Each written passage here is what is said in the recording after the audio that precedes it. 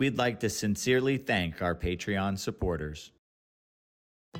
Hey, what's going on, everyone? Kagan and I are here in the front yard, and this is going to be a plant video, and I'm sure we'll show some clips of some of the monitors throughout the video. But Tom Holt came over here from Holt Nurseries and dropped off a whole load of plants at our property. I think he was going to film at Chandler's house and didn't get to stay as long as he wanted because I think he wanted to get some of these plants in the ground. Now I get to do it and I get to choose where. So that actually can be a good thing, right? Kagan, could you tell us what we have here? Like, what is this large plant that is maybe a little shocked from the wind? These guys like full shade and everything. So this is a colocasia, also known as elephant ears, is what most people call them. This guy is in like a 12-inch pot, but he also gave us, I believe, 12 smaller ones and said that those are gonna get this size within 3 months. 3 months. It doesn't take long. They need to be in pretty substantial shaded areas. They like shade, they like water. Support from other plants and water. Well, water's never a problem on this property. It's not. Now this is also colocasia, just a different variety. Its stem is a lot more red and has a lot more red hues in the leaves. Is this a ginger? Thai plant? That's a Thai plant. Okay, So there's two different ones. He said, I can't remember exactly where he said these were from. I want to say either Costa Rica or somewhere that he went and traveled to that he brought back a cutting. So this is not a variety that you typically see very often. So it's white pretty rare. edging to the leaves. Very pretty. Yeah, the white edging on the leaves is different from what I'm used to seeing. We've got quite a few of them. A couple butterfly bushes. Okay. And those are a little bit different than the ones we have. These are like really pretty red. And variegated ficus. These are like those heart leaf ficuses. Is this a large variety? Is this gonna get, do you know? Yeah, it gets pretty big. He It's had gonna get bushes of them that were pretty tall. All right, well, I have ideas for that. And this is, I have papyrus. Papyrus. So this we could plant along the side of the lake. Everybody's familiar when you see like the edge of water plants. I believe, if I can remember correctly from probably elementary or middle school, isn't this what grew on the banks of the Nile River? I think papyrus is actually where we get the word paper from. The Egyptians were making paper products from this plant. I could be 100% wrong, but that's how I remember it. And also, oh yes, and then some lilies. the piece de resistance is he brought us two beautiful water lilies. So the one in the box is a Missouri water lily, and the one in the water over here is called a foxfire. Foxfire. Definitely different than what we have in the lake. Like really pretty purple and green variegation on the lilies. And I guess we'll soon see what the flowers look like. Now what we have on the lake is, to me, what is a common lily for Florida is the real clean green lily pads. They're, well, you know, some of them are purple, but I always feel like purple is the younger leaf and they turn green, then yellow when they die. But they have those brilliant yellow flowers that are about to come out. Now, I know we have 3 sections of lily pads in this lake, and the turtles do eat the lilies. They eat them, but the more you have, the more they can spread out their damage and they won't wipe them out. If you just have one, they can wipe it out. Now, you can see that these are thriving here, and the turtles aren't really getting to these. But I think that there's a lot of those weeds coming up from the bottom around them. The one on the other side seems to do real well. And I feel like they've almost wiped out the one that was over there. But I've seen it go away and come back. And maybe because it's an area where they like the sun, that they go in and out of the water and they do damage to that plant more often. So what we started doing before Tom's visit, and I need to finish up today, is this hook, the stainless steel hook, is for scuba diving. We do drift dives in Florida because the Gulf Stream's always pushing you north and you have a float with you when you're scuba diving. You can hook this into the reef while you're collecting lobster, and that keeps your float on the surface stationary so the boat knows where you're at. But we're repurposing it with some strapping and pulling the weeds out of the lake. We would like to clear this area right here for the lilies and an area on the other side of the dock. If they're next to the dock, then we're really gonna get to enjoy them.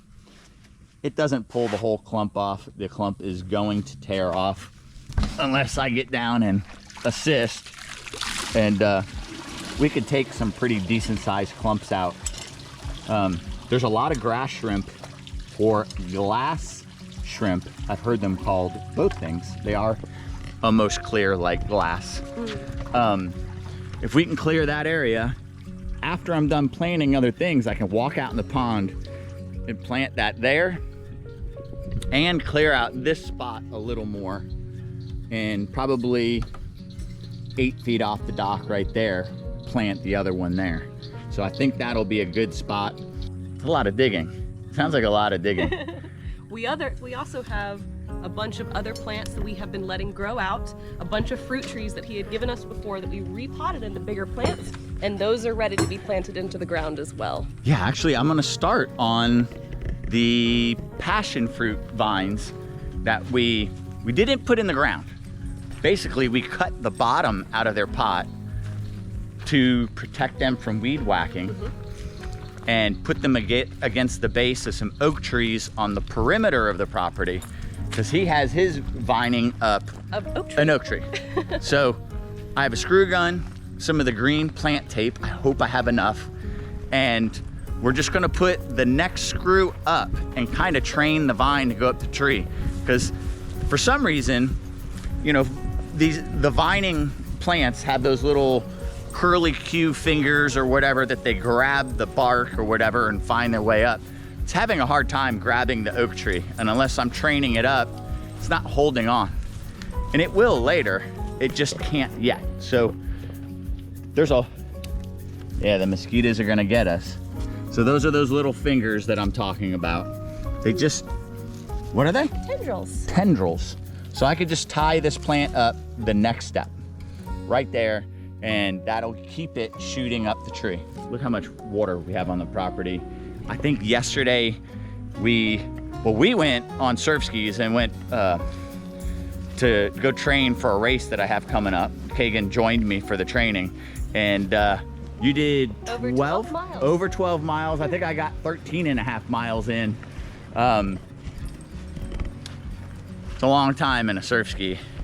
The race I have is 12 and a half miles, and I need to do that at full speed. So yeah, we did that training, and I guess it rained the entire day while we were gone.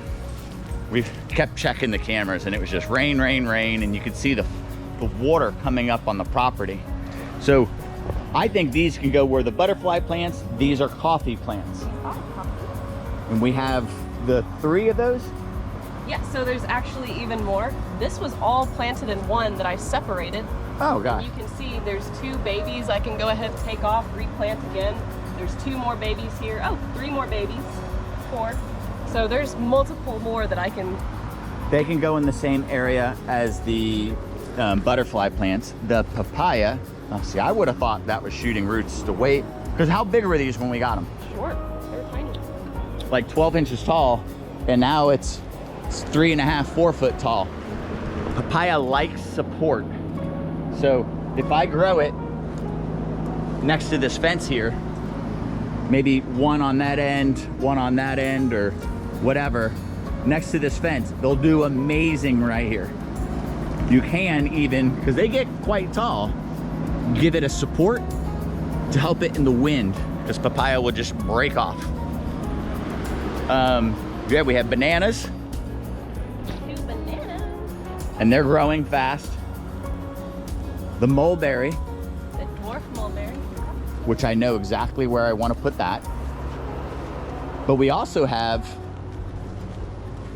4 mulberries that I think I'm going to put by our outer fence line. They're doing great.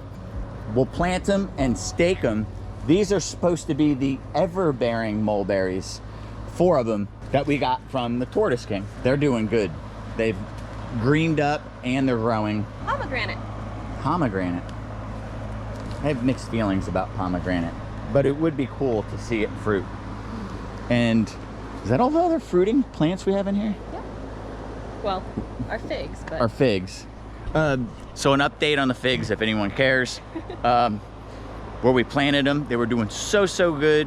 We got figs off of them, and then we got into the height of rainy season. And it was just way too much water. The water was too much. Yep. The water would come up, and they would lose all their leaves, and then they would try and bud new leaves, and then it was just a repeating process, which was taking a toll on the plants. We dug them back up, and we moved them. They are starting to bud.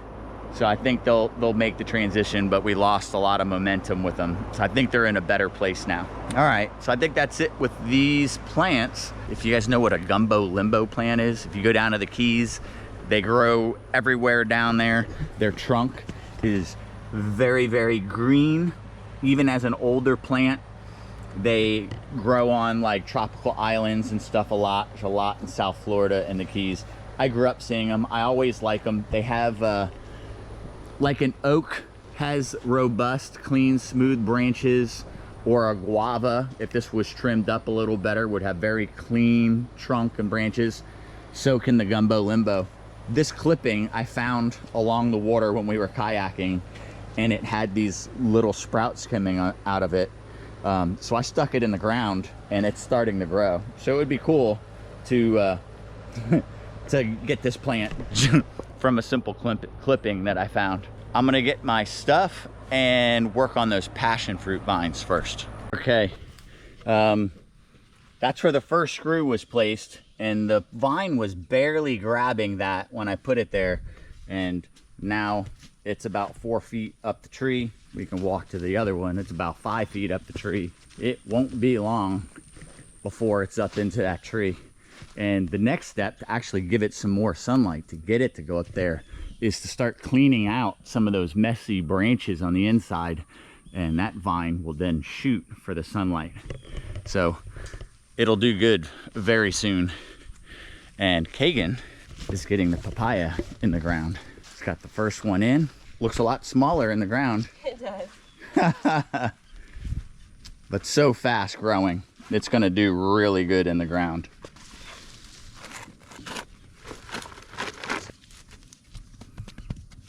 We'll water them in and get rid of any air gaps down there, and then that should do good.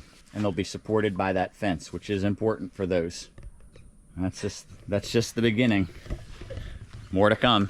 All right, here we are at the entry of the property, and you can see where maybe room for a little something in front of that palm tree. That we kind of use where that fence closes, but there's room for something there.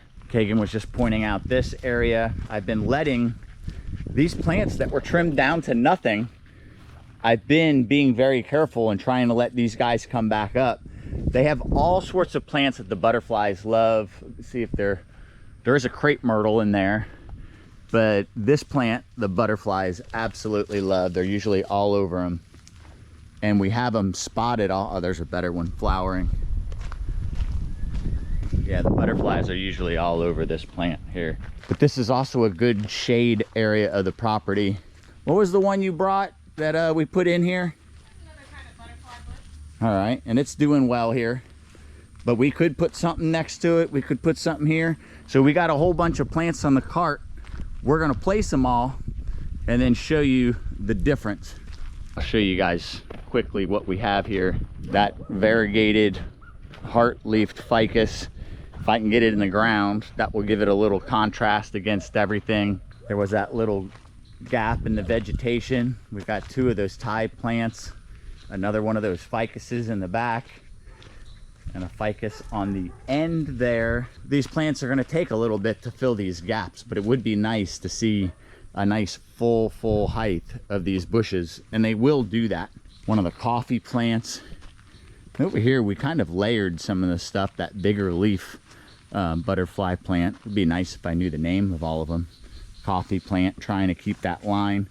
Also, I should say that once we get out of the rainy season, this grass gets, unfortunately, sprayed off. I hate using any of those vegetation killers or whatever, but I've got to take my driveway back, and we will probably get some more asphalt millings to fill these 2 little holes at the entrance of the driveway. It's only money, right? So Kagan is in this circle here. She is putting the, see, I keep calling them elephant ears. Colocasia. Colocasia. 6 of them around the base of this oak tree. They need shade and they need support for their giant leaves, but they should do well kind of up against the back of those trees, and we should see a splash of those big leaves. It'll look a lot more tropical once they come in. Now it's time to start digging and get this done. We have everything in the front, in the ground. I think it looks better, but you know, these plants are gonna grow into their different shapes, and that's really something important to remember when you're doing landscaping. Not just the initial what it's going to look like, because you could be planting mature plants with young plants that are like, this is a perfect example, like this Thai plant. It looks like a little bushy plant and feels like you want to plant it in front of stuff, but this guy is going to get tall and stringy with a skinny base. And once it grows up, that gives us an opportunity to plant something small and bushy underneath it. This guy will bush out. The ficus will actually bush out. He'll cover that space, that airspace behind them, and kind of create a backdrop for them. As long as we trim him, otherwise he will shoot for sunlight. But as long as we trim him, he'll stay nice and bushy. I'll explain this while we're standing right here. This is one of our next videos. You know, we have to space the getting construction done on the property videos with the reptile videos, because I know, well, I mean, honestly, the homestead stuff doesn't perform as well. But I probably have the ugliest fence on my entire street. If you look at my neighbors' houses, their fences are all nice, clean, and neat. But this house, since I bought it, now I have the swale for drainage, so I can't cut this grass right now, nor weed whack it, because it's actually running water at the moment.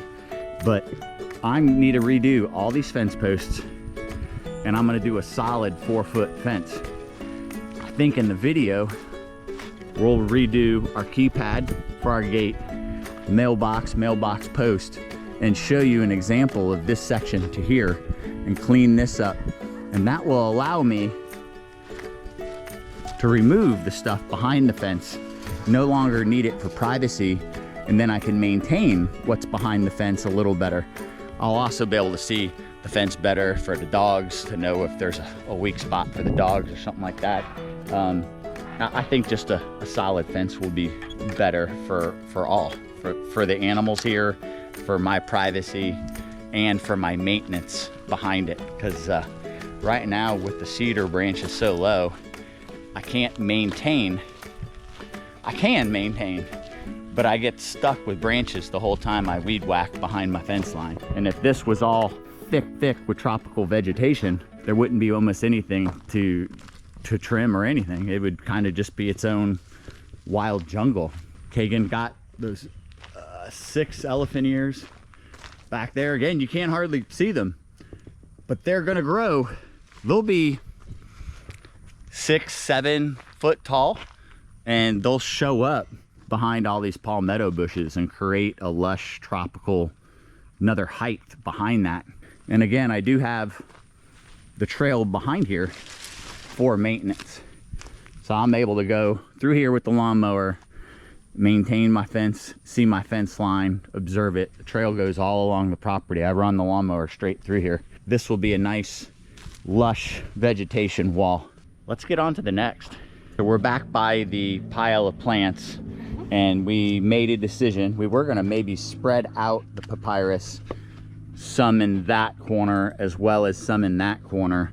And I believe we made the decision, Kagan, to put all 4 together and wait till they spread out, and then propagate from them to start the second area. But they'll look better all 4 in a row.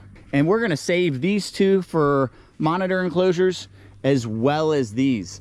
All of the special ones that Tom said that he brought back from Central or South America are all in the gardens. Now, we placed a bunch of plants here in this front garden, we probably won't get them in the ground today because we have so many other things on that list. Maybe we will.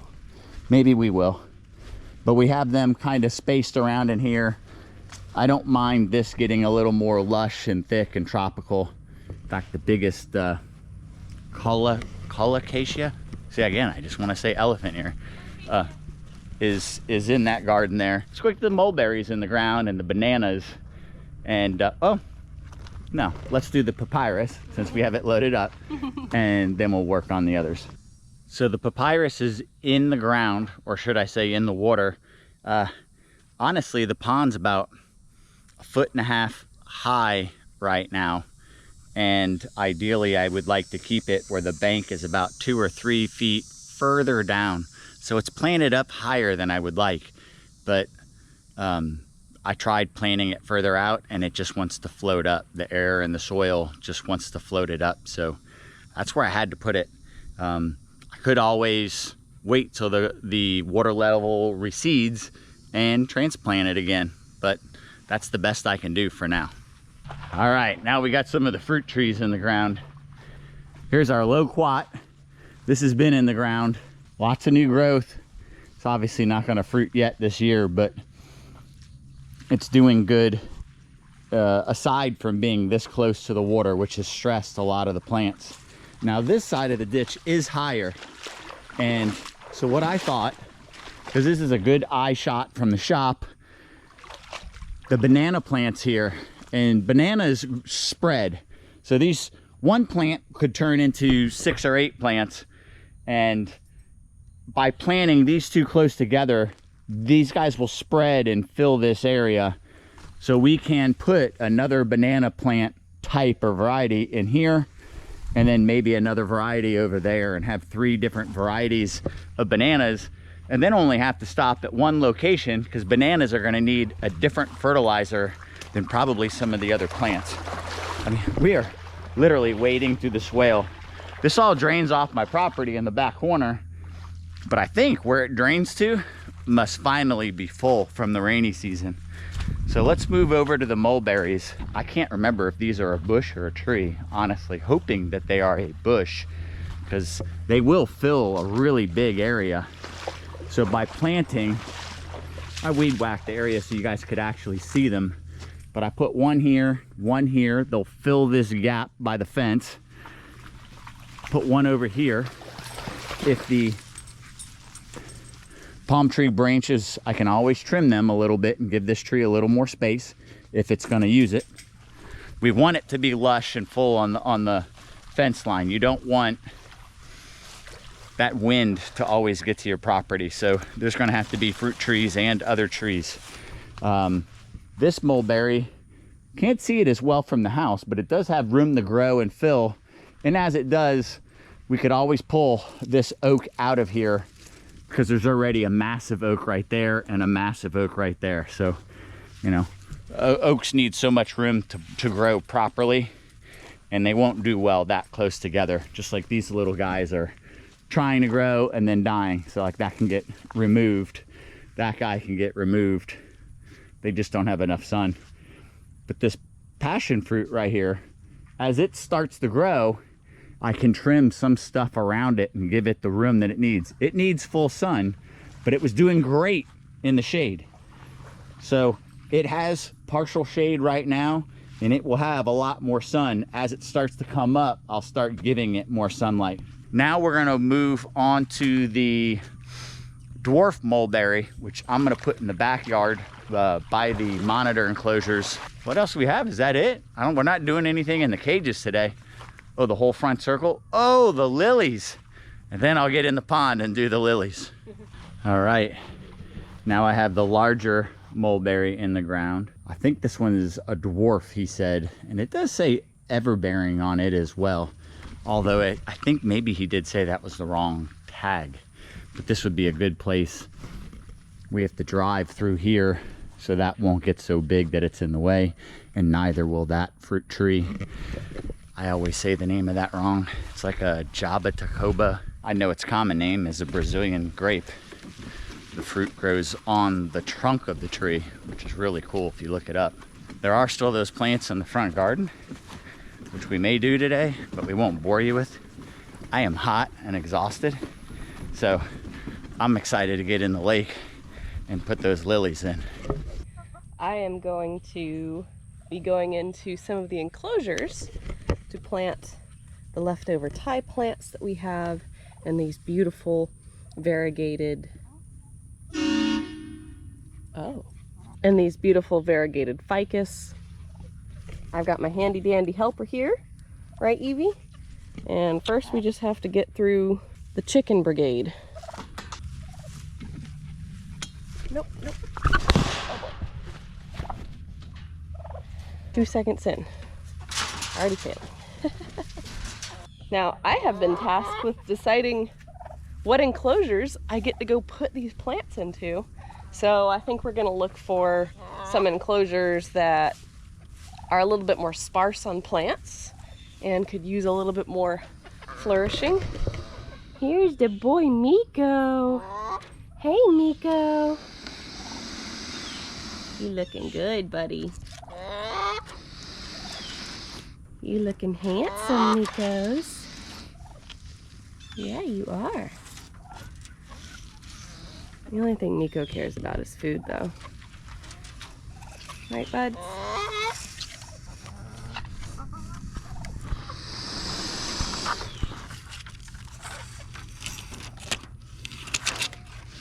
He only cares if what I have is food.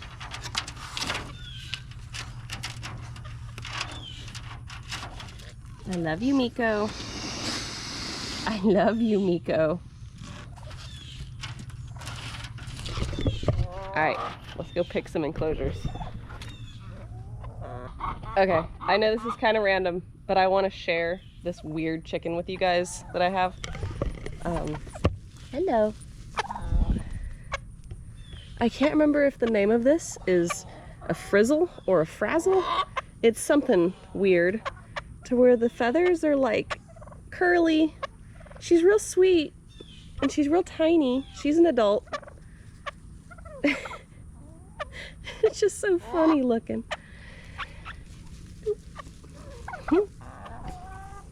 I am in hallway 1 with my plants.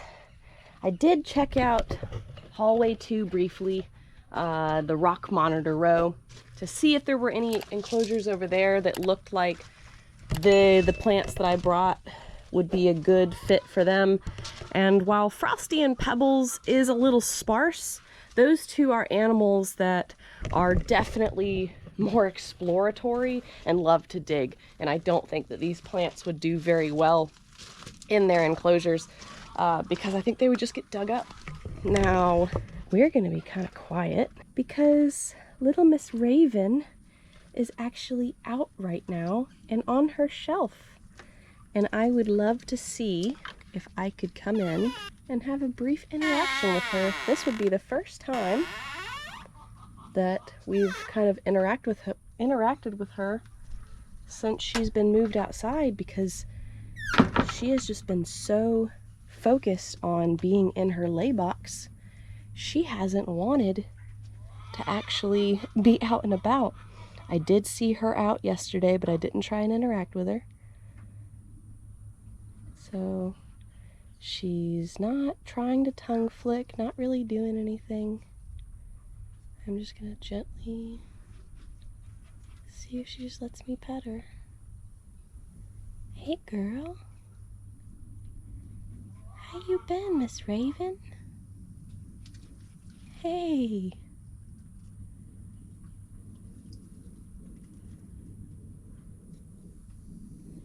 You been enjoying digging? Yeah, you've been digging a whole lot, huh? See your little foot. Oh. These toes were made for digging, huh?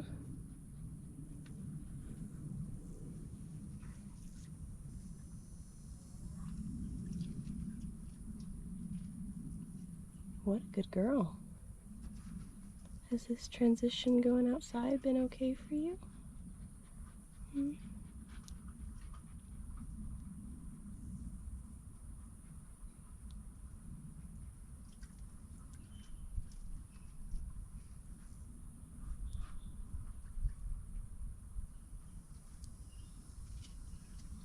was a nice little interaction.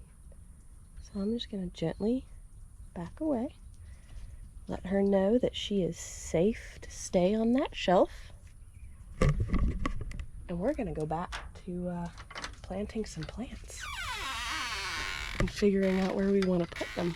The male Bivitatus in the next enclosure over. He is going to be going to a new home very soon.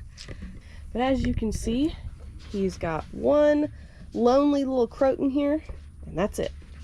Nothing else in the rest of the enclosure except for grass. This stump is just such a cool piece in his enclosure. I don't know if there's any driftwood fans out there, but man, that is a cool piece of driftwood. And wow, I hope that we can see Miss Gypsy through the screen here. She is looking big. You're looking nice and big, Miss Gypsy. I think Sunny is another one of those animals that would be really great to put a plant in her enclosure because she's the same way. She doesn't really do a whole lot of digging. She's actually behind her water right now. So again, perfect place for her to be. Just stay back there and hide while I come in here and put a plant in. She's got this one lonely little Thai plant that's it's tried to grow up underneath that log there, so it was kind of in the shade. Hopefully moving that out will help it a little.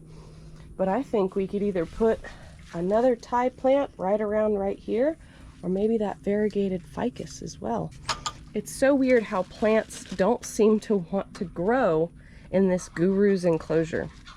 This female guru, I mean, except for this one awesome plant that is just really massive in there. For whatever reason, the grass just does not grow crazy in here. Very strange. And it's kind of the same way with our favorite female sulfurs. She has this awesome plant in here that is doing really, really well. But then the rest of it is quite barren. Did I? Oh, yep, that was a cricket, actually. Ha! That's a big cricket. Yoink! Thought it was a frog. No, it was just a giant cricket. All right, well, let's look a little more and then make a decision. Okay, I think our final decision is going to be some in Sunnies, some in the Guru females, and some in the Bivitatuses, and he is strolling into his hide box right now. So I guess let me get these plants divvied up and see how they might look spread around the enclosures. All right, here is the final result in the Bivitatuses enclosure. We've got that variegated ficus planted and that Thai plant. So I'm definitely looking forward to those kind of fleshing out a little more. Okay, Alexander is just looking so cute on his shelf. I can't help but want to come in and say hi to this guy. Alexander, you want to turn around and get some pets? Come here.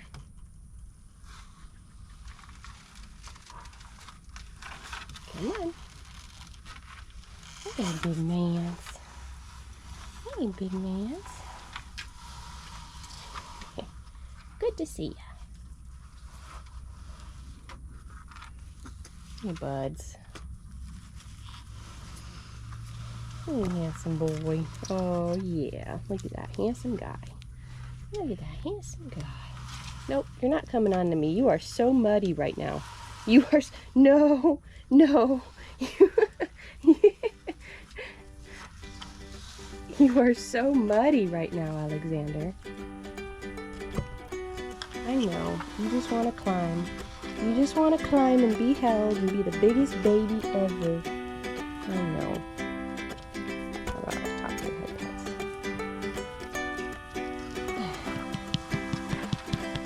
Like a drum.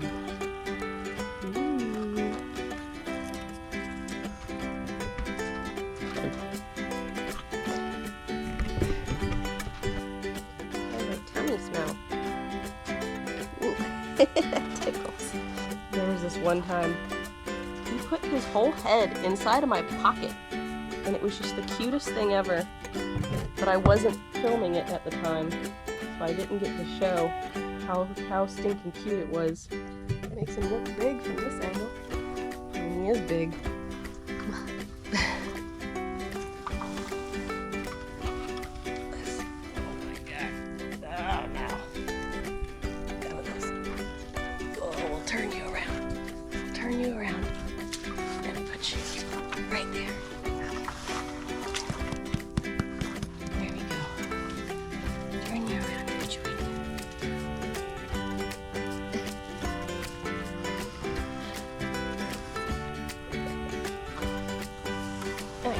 I know, buddy. I know. You just want to climb. You just want to... Oh, okay. Okay. Alright. Guess we're doing this. Alright. Set this in here.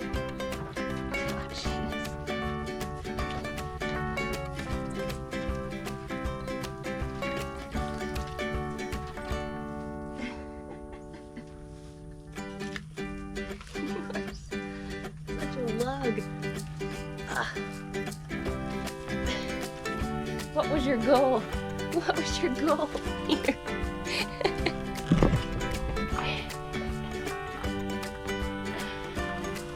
Oh, well, he wanted to make sure I looked properly dirty for working outside. Right, buddy? Huh? Right, buddy? Yeah. Alright. You're such a good boy. You're such a good boy. Yeah, you are. So I am deciding to put one of these in the biggest female sulfurs. And just to kind of walk you through my decision-making process on where I'm putting this plant, I can see kind of like a gator slide when they slide their tails along the ground and show where they've been walking. I can see her tail slides, not like a male who's marking his territory, just, you know, a female who's walking along and her tail is dragging behind her. I can see those tail slides going up and around. This is the path she takes into her water. I can see them going around this circle and then up and that way back towards her lay box. And then this area in the center is way less traffic than around, and I know it's going to vary from day to day, but she's just showing me that lately that's the path she's been taking. So I'm hoping that by planting this plant in this general area, it'll prevent her from running over it and disturbing it too much while it gets established. This is how our final check-in is looking. We've got this planted in Sulphia, the female sulfurs enclosure. In the female gurus, we've got that plant, which I actually really love those contrasting greens between the two. And then over here in Sunny's enclosure, we've got that variegated ficus planted right there next to her log. Now I'll say that's a wrap. That is a wrap. We're looking good, right, Evie? What do you think, Evie? Is there one more monitor we should say hi to before the end of the day? Before we call it quitting time? Let's see. Oh, how about Lily? You wanna come say hi, Lily? You wanna come say hi, Miss Lilies?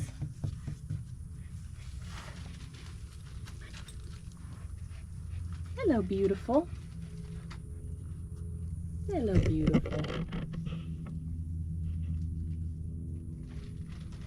Now, I was handling Alexander earlier, so she might not like the way I smell right now. And we're not quite coming all the way out right now, Miss Lily. We're just saying hello. We're just saying hello, pretty girls. Let's see. What do you think? What does that smell like? Does that smell like Alexander? Oh, muddy feet. Oh, muddy feet. Goodness me. Oh yeah, she smells them now. She's taking that time to smell. Hello, beautiful. You sweet girl. She is getting ready to lay. Her belly is big.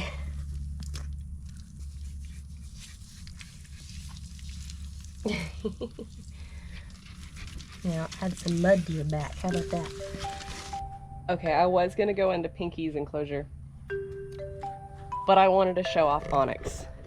And Onyx is one of those lizards that we have tried so hard to capture his enormity on camera, and he's just so big. He's just so stinking big. But it's weird because you almost can't tell how big he is on camera when I stand next to him in a shot, because he just doesn't look as big as he actually is. So I don't know that he's gonna let me pick him up today. He's been on and off about it. Gosh, just look at that belly though.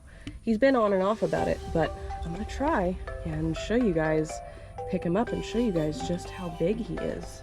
Oh yeah. Look at this big man. Yeah. Yeah, you're a big guy. Oh, he's so strong too.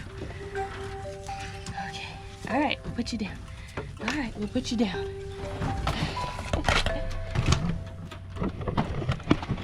There he goes. There he goes. Big guy.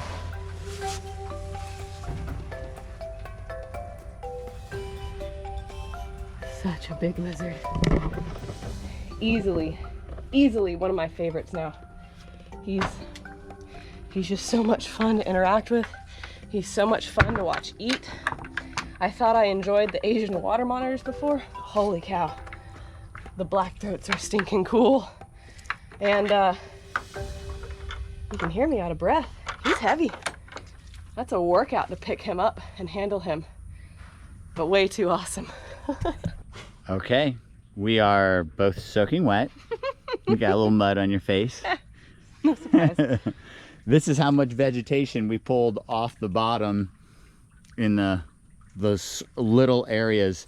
And unfortunately, you know, if we were putting these lilies into, say, a man-made pond, everything would have set levels, and you know that where it's going to be is where it's going to be for the entirety of its life. That's the water level. But the water level in this pond fluctuates. I think, like I said in the beginning of the video, this one gets super shallow at some points in the year. Now, I have decided that I know during the dry season you can pump water into your pond, and I always thought that was somewhat silly. But there is some sense to it. We could let this pond go down about 2 feet. It's at my overflow pipe, as you guys have seen before. And it goes down where this grass is grass that I cut.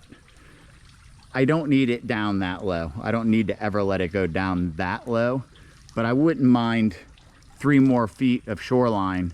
And from there, we do have to rebuild that pump, but that pump has its own shallow well.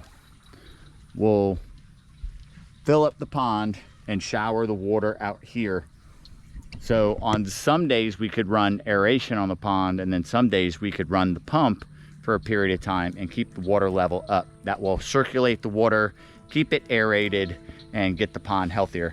But all that being said, going back to the lilies, where they are right now is not where they're gonna be later. These lilies, for the pads to even touch the surface, we had to start right there.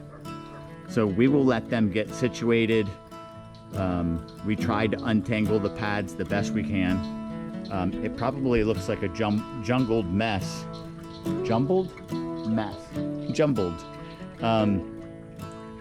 But as the water comes down, and it will in the coming weeks, we'll be able to move that plant out until that plant is right out about here, about the same as that other plant. The stems will get longer as it wants to spread out, and we'll get to start sneaking it out further.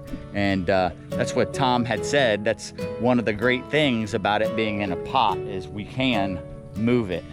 So the same goes for this one here. We will be able to move it out further as the water recedes a little bit until we get it in that area. And it's gonna be really pretty there, and it's gonna do a good job of not allowing those other grasses to grow around it. You see, it blocks the sunlight and stops those other grasses from growing and kind of keeps that area clean. It would be nice to have those areas clean closer to the dock, and then the brim, we'll get to see them more. It's a shame that we're having to rake out, if you want to call it that, this much vegetation from the pond to get clarity. And we have so much of it out there. But this is the peak of summer, peak of rainy season, and it's been hot, rainy. I mean, perfect environment for all those grasses to grow. That and the overabundance of nutrients in this lake, which we will get sorted out. But Tom, if you're watching, we can't thank you enough. I mean, all the amazing fruit trees, but once those plants fill out in the entryway, it's really, really gonna make it look special. It's gonna look really, really good. These lilies are gonna look amazing. The different flowers along the lake, the papyrus plants, not that you guys can see, but over there in the corner will look really good. It's a big property to fill with plants, and we can't thank you enough, Tom, really. Check out Holt Nurseries on YouTube. What did you say? Check out Holt Nurseries on YouTube. Please do. Please do. Tom's a great guy. We still have the plants to do in that circle. I think we may crack a beer and knock out those last couple plants before we go inside for supper. I think that's all for this one, guys. Until next time. Thanks for watching, everyone. Please don't forget to like, comment, share, subscribe, and ring the notification bell. See you soon.